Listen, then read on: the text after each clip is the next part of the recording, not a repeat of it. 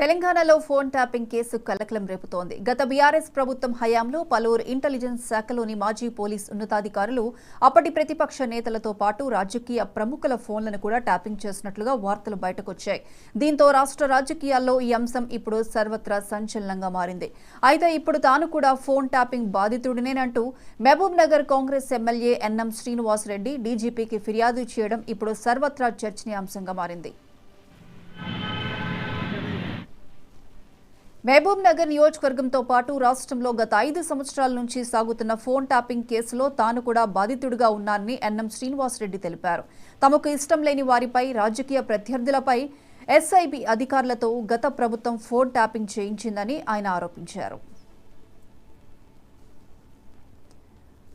ఒక్క మాటలో చెప్పాలంటే ప్రశ్నించే వారిపై ఫోన్ ట్యాపింగ్ బ్రహ్మాస్త్రాన్ని ఉపయోగించిందన్నారు. తెలంగాణ వచ్చిన తర్వాత కూడా సీమాంధ్ర నిర్బంధం కంటే 1000 రెట్లు ఎక్కువగా కేసీఆర్ నిర్బంధం చేశారంటూ ఆయన విమర్శించారు. హైదరాబాద్ కమిషనర్ శ్రీనివాసరెడ్డి దర్యాప్తులో భాగంగా తెలంగాణలోని అన్ని జిల్లాల్లో బయటపడుతుందని చెప్పుకొచ్చారు. ఎన్నికల సమయంలోనూ తన ఫోన్తో పాటు తన బంధువులు, అనుచరుల ఫోన్లను కూడా ట్యాపింగ్ చేశారంటూ ఆరోపించారు. తాను కూడా బాధితుడినే కాబట్టి ఆధారాలతో సహా డీజీపీ రవి గుప్తాకు ఫిర్యాదు చేశానన్నారు. తన వ్యక్తిగత విషయాలు తెలుసుకొని బ్లాక్మెయిల్ చేశారంటూ శ్రీనివాసరెడ్డి చెప్పుకొచ్చారు. ఎవరి ఆదేశాల మేరకు గత 5 ఏళ్లు ఫోన్ ట్యాపింగ్కు పాల్పడ్డారో వారిని బయటకు లాగి తెలంగాణ ప్రజలకు తెలియజేయాలని డీజీపీని కోరామని తెలిపారు.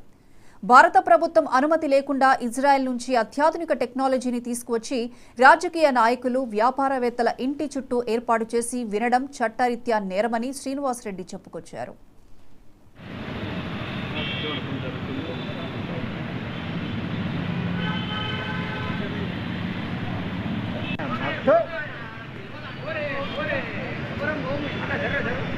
మహబూబ్ నగర్ నియోజకవర్గంలో మరియు రాష్ట్రంలో గత 5 సంవత్సరాలుగా బాధపడుతున్న వేలాది మంది బాధితుల తరఫున నేను ఒక బాధితుడిగా, ఫోన్ ట్యాపింగ్ బాధితుడిగా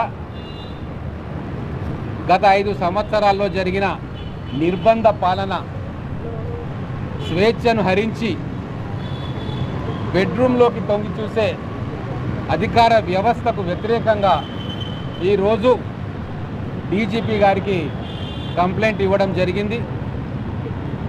మీ అందరికీ తెలుసు, ఎస్ఐబిలో ఉన్న కొంతమంది ఆఫీసర్సు,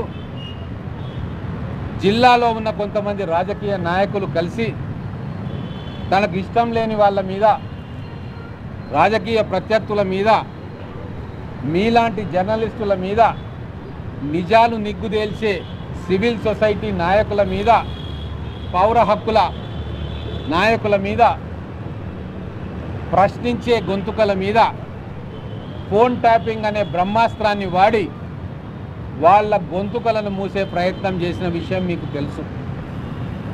ఇది కేవలం మహబూబ్ నగర్ నియోజకవర్గంలో మరియు రాష్ట్రంలో గత 5 సంవత్సరాలుగా